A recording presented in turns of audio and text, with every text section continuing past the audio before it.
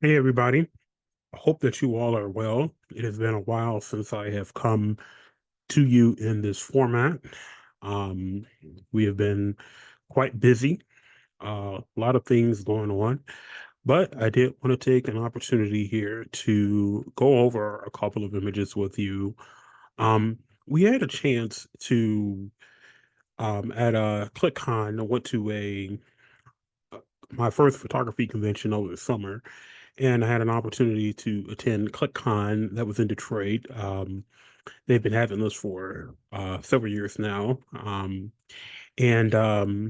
they came to Detroit, and so I took the week uh, to attend that conference. It was a lot of fun. Had an opportunity to shoot with a lot of great models from around the country, um, and also had an opportunity to take a look at some of the various um, photography related. I had an opportunity to shoot with some gear from other manufacturers. So, as you know, I have been a Sony shooter for several years now. I've been shooting Sony my entire career, and I had an opportunity to shoot with one of the flagships for the Nikon system, which is the Nikon Z8. And I wanted to show you a couple of those images today. So I'm going to jump right in. Just a couple of general thoughts on the camera before I get started with going through the images. Um, it is a very good camera. It fits very well in the hand. There's a lot of really good glass that goes with it. Um, Nikon has developed, Nikon has a history of developing very, very good cameras. Um, they understand exactly what the photographer is looking for. And that's what even with Nikon, they understand what the professional is looking for in terms of a camera. Um, One of the things that I hear a lot of Nikon photographers and Canon photographers talk about are the color, the color science from those various um, manufacturers. And again, if any of you know me, if any of you have been watching my videos for years, you know that I argue that the color science debate is really not a very helpful one. Um, just because after you get done toning and working with the image in your editing software of choice, it is going to look a bit different than what came out of the camera. So, not trying to rehash some old debates, but we're going to talk a little bit about this camera. So, again, very nice camera. Um, has a lot of great lenses. The autofocus is good. It is not up to the level of my A7R5 um, in terms of as soon as you press that button halfway down, it locks straight on the eye in most cases. Um, so that is something that I noticed. But I'm gonna just go through these photos. So um taking a look at this first one, we used three lenses over the course of 3 days. We utilized the 85 f1.2. Um, we utilized the 135 1.8 Plena, and we utilized the 70 to 200. So you'll see images from every single one of those lenses, and all of these are, of course, are tested on the Z8. So getting into this first image, I'm gonna show you what it looked like before, what it looked like after, before being here and after being here. I'll put some indications on the screen just in case you can't see it. But one of the things that you will notice is that, and I think you'll see this among a lot of the images, is that it didn't really take too long to dial in. Of course, of course, if you understand what the settings are, it doesn't take you too long to be able to dial in and get very close to where you want your exposure to be. And when I look at these images, I'm seeing something very similar that comes out of the A7R5 and other Sony cameras that I've shot over the years. Um, and so that's kind of what I see with this image. This is a very good file. It has a good amount of flexibility in it. I personally think that the A7R5 and some of the Sony files have a better dynamic range, um, um, a more expansive dynamic range, but this one is still very good, and you can do a lot of things with it. So, um, that's what I see out of this first image. Moving on to the next one. Again, just another really good example of a great image. This is again taken with the 85 f1.2, and we had to just bring up we had to bring up the background. We had to lower the background a bit, and kind of make it look really good, and you can see the result. Um, and again, this image looks very good. This is what you want to be able to do with any image.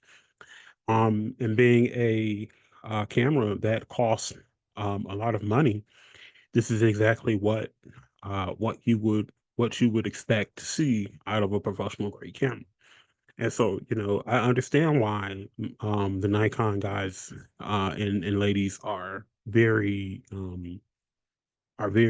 you know, they why they really like the Nikon system, because it does produce very good files. This is something that I would be more than happy to deliver to any of the clients um, that I have worked with throughout my career. Same here. Uh, Very little difference. Lots of things that you can do.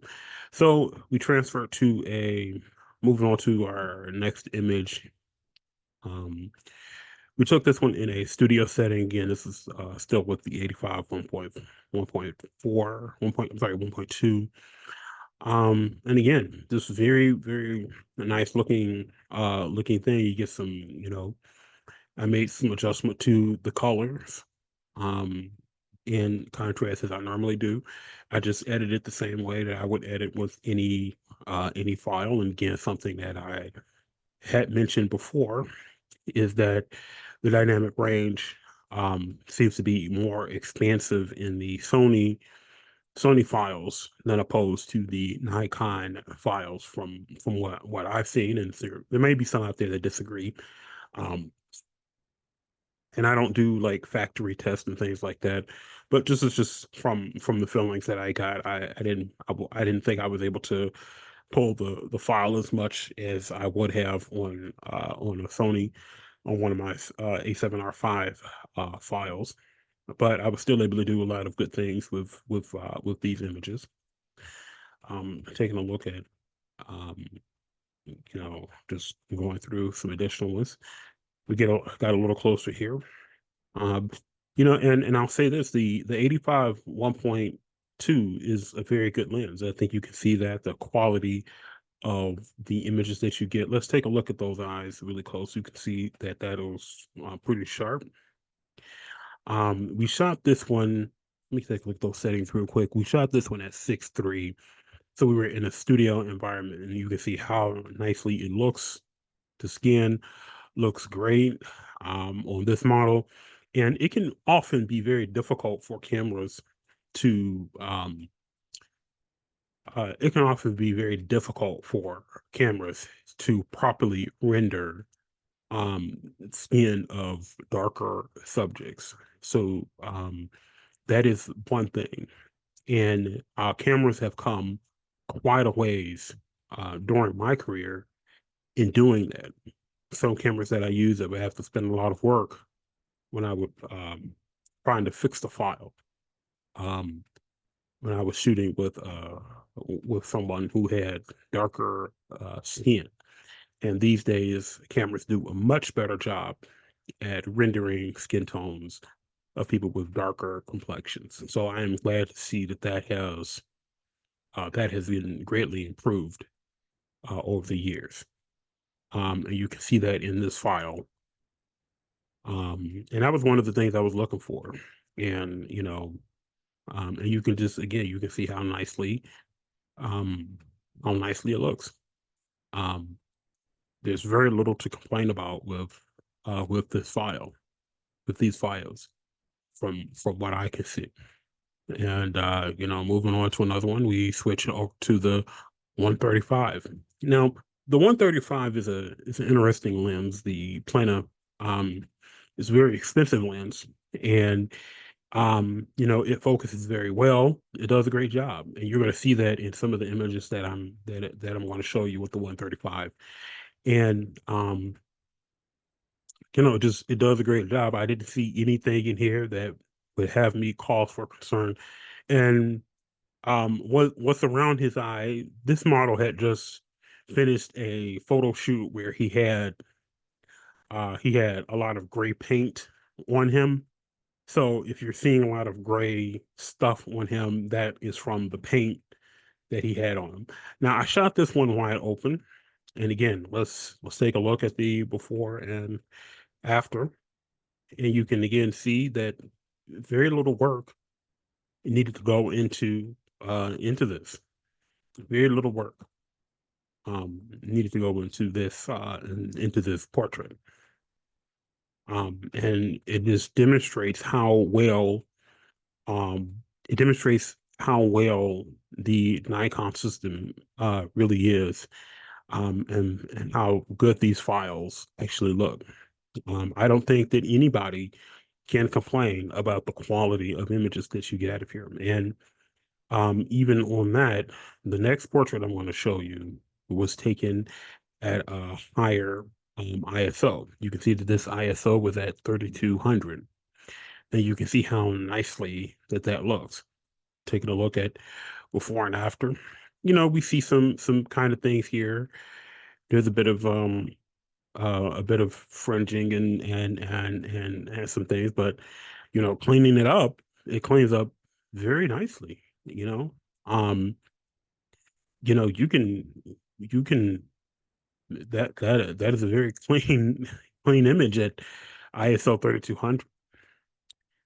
I don't think that anybody would complain, um, complain about this portrait.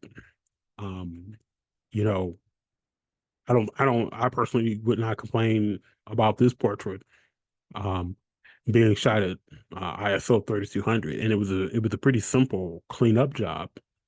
And again, that tells you that there is a good amount of dynamic range in this shot. And even checking to see, I want to see if yeah, I didn't even add that much sharpening to the image. Just a couple of things. I took some of the green fringing out of the image, so lowered the green saturation in it, and couple of adjustments, and you see how nicely it came out. So this, really demonstrates how well the files out of the V8 are. Taking a look at this portrait from outside, we were again using the 135, and this is where it was at before. This is where I finished, and again, just working with the shadows on the face. It did a very good job of it. And even moving on to the next image, the same kind of story. Again, you can't complain about how nice that looks. That is a great looking file. And that I would give that to any client any day of the week. And that background blur at wide open at 135 is just it is just butter. It's practically butter back there. So, that is a very good background rendering there. And that's one of the reasons why I love my own 135.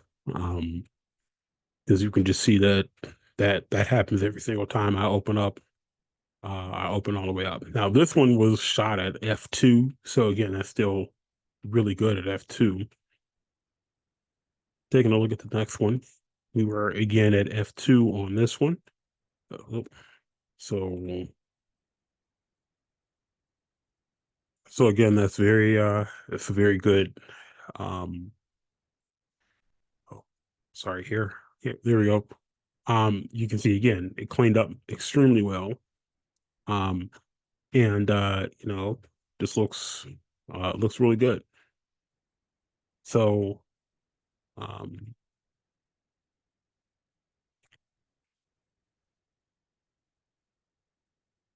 so here's another up close shot.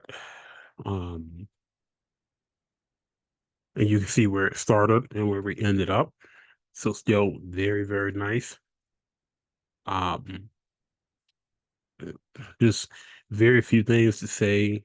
Um, Not a whole lot to say. I think that it rendered the hair pretty well, especially for being wide open. And that's sort of what you're going to see with just about any 135.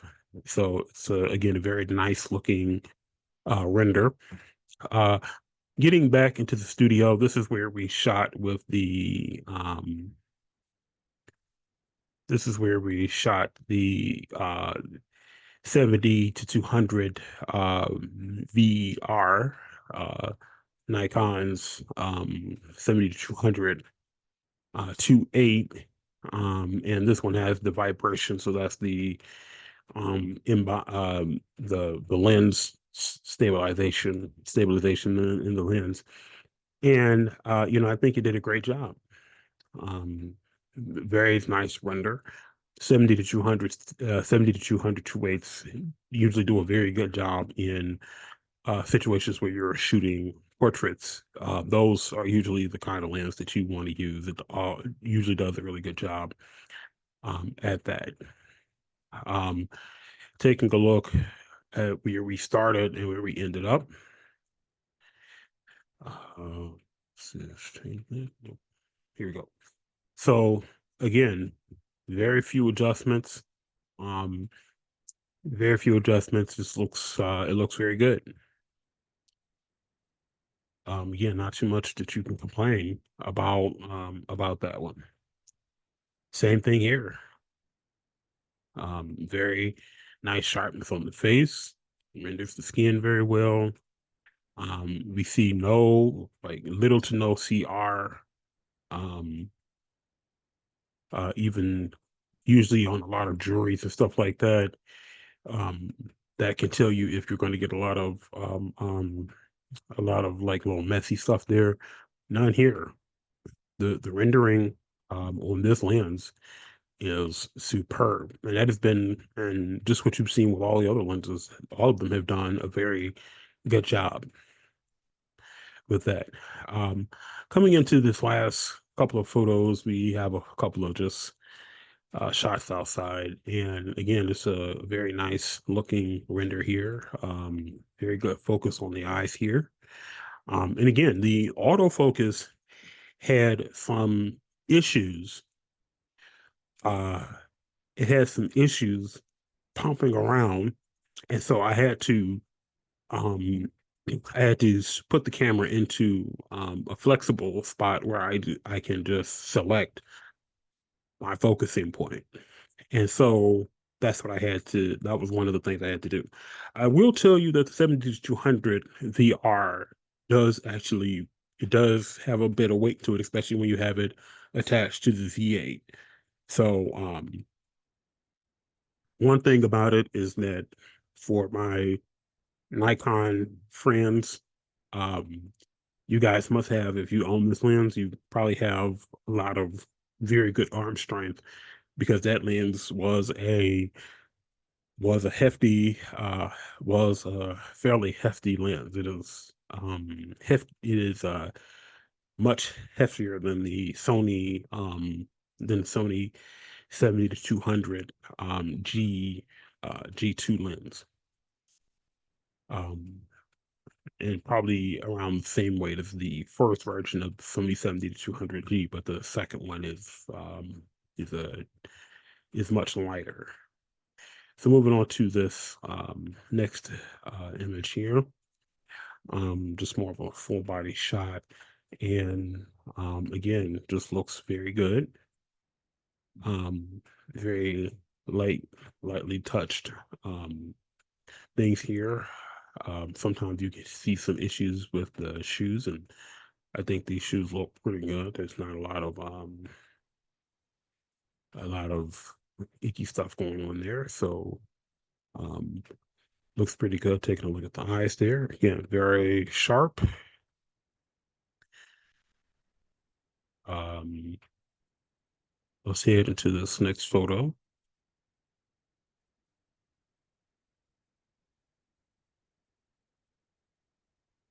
So here we're in a landscape shot. Again, very nice rendering. Um, and again, um, yeah, I don't, again, there's not too much that you can say that would make this, you know, not be a very good lens. This is the kind of quality that any pro would expect out of their lens, especially for the amount that it costs. This is exactly what you would be looking for. Um, and moving on to our last one. Again, just a really nice looking lens. This was uh, shot this one at 2.8, so this one was wide open as well. And you can see um, how we were able to make it look pretty good. So I'm going to leave it there. I'm just going to say that the Nikon Z8 is a very good camera. Um, it did it I think it performed very well. Given that the autofocus is not to the level that I've come to expect out of the Sony cameras. Um, but when it comes to performance, when it comes to the way that the files look and everything like that, I would be more than happy to deliver these to any of my clients. Um, you know, I would have to get used to the bit more limited amount of dynamic range, but I don't think it will be too difficult. I'm not planning on switching. You Many of you know that I am not um, one to do a whole lot of camera switching. I think that if you're with a system that you should probably stick with it, it just makes more sense in terms of cost. Yeah, I'm trying to learn everything. One thing I will say is that it was kind of difficult to learn how to change some of the settings. And the good news is that I did have an opportunity to speak with the representatives from Nikon who were there to give me some pointers and some instruction on how to change the settings on the camera. It's a little bit different because you have to press one button to change the ISO and things of that nature. Little too confusing. There's one button on the D-pad that I have to press that changes the ISO on the A7R5. But again, that's more of, if I have some time in the system, then I'll know exactly how to do it, because it's different on other cameras that you would use, whether you're using a Fuji or a Sigma or a Panasonic or any other camera. It would be a little bit of a different process. But it's that muscle memory that you would use to learn how to make some changes.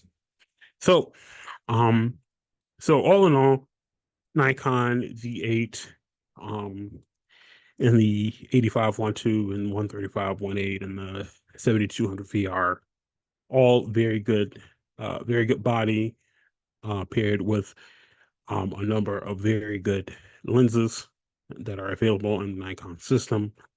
Um, I think that Nikon folks are very, very well positioned um, with what they have. I think that over time that the Nikon autofocus will get better.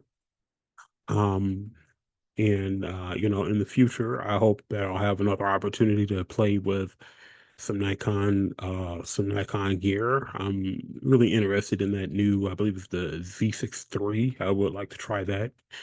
Um, and Yeah, I think it's important to take a look at what other photographers use and to, kind of understand how the different systems work. Um, but I don't really think that there's a need to change.